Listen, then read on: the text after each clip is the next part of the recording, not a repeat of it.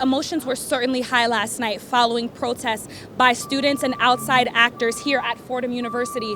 As you can see, barricades are still up to keep out anybody who is not a student, faculty member, or affiliated with the university. Say goodbye to this old thing. Today, parking meters all across the city are receiving a major upgrade in tech today, which means no more of those little tiny receipts piling up on your dashboard. The search is on for a man who sexually assaulted a sunbather in broad daylight here in Central Park. The statue that was vandalized is just behind me here and was cleaned off, but the police are investigating and looking into the people who vandalized this World War I memorial.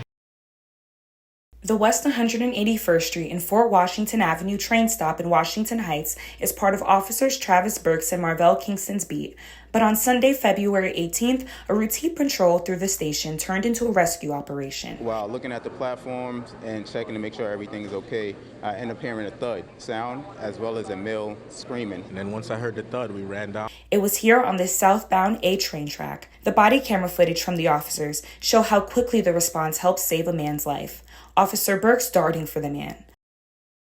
I jumped onto the train tracks and I picked the guy up. Once I saw my partner was on the tracks already, it made no sense for me to be down there as well, since the tracks is a very dangerous place. Officer Kingston had a passerby flash lights to signal the trains not to pull in. The man hit his head and was bleeding, but ended up being okay. But when it comes to calling these two officers heroes, well, comes with the job. This is what we signed up for, to help the people of New York. There is a real fear in the community that this is just one incident and that something tragic will happen. 50-year-old Asghar Ali was taken into custody and arrested after police say he drove up onto the sidewalk and tried running over a group of young men at around 11:30 in the morning.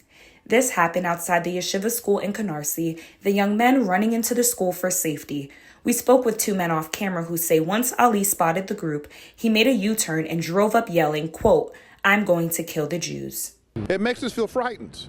But the flip side of it, we know that the police are out there and the mayor takes these things seriously. According to the NYPD, at this point, 27 people were arrested last night. Protesters came in from Hunter College, Columbia University, and went through Central Park, converging at the Metropolitan Museum of Art, which was hosting the Met Gala. That's where they ended up here, about 15 blocks south, at this bronze sculpture honoring the 107th Infantry.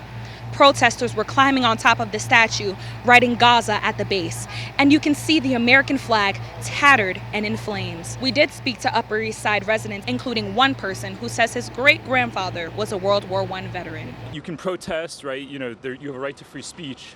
But, running through the streets, spray painting, city monuments, burning American flags. I mean, what is that really accomplishing? The suffering that they went through in World War I, that's what we really remember when we look at this monument, what the individual human beings who served, that's what I think we're really trying to memorialize when we have monuments like this. And to really, you think about it, it's concrete, it's paint on concrete, and it's going to get washed. An encampment was set up right inside the center with protesters gathering outside. Students and other participants calling for the administration to divest from companies connected to Israel and disclose where their tuition dollars are going while the war in Gaza continues. You can hear them chanting. NYPD officers were called on by the university to make arrests if needed. You can see them in riot gear and zip ties on hand. A total of 15 arrests were made, and as time passed, protesters began to lock arms and the crowd grew larger. Police managed to remove the crowd from the center, and they gathered over on West 62nd Street. We did speak with some students there who say they saw the arrest happening and do not care. I know they will not leave until we get something done. They were working on there was a conversation earlier between them and administration, but I don't think they really came to any resolution at all. And so we are going to stay here until we literally cannot anymore. We are okay with the possibility of mass arrest. We are okay with the possibility of suspension. We also spoke to counter-protesters. I'm here for the Jewish students so that they know that there are people here to support them. They're just misinformed, and it's sad that, if they want to say, they want to be for human rights, it starts, it doesn't start with the hostages, but that's a trigger point, and by ignoring that, you're missing the point.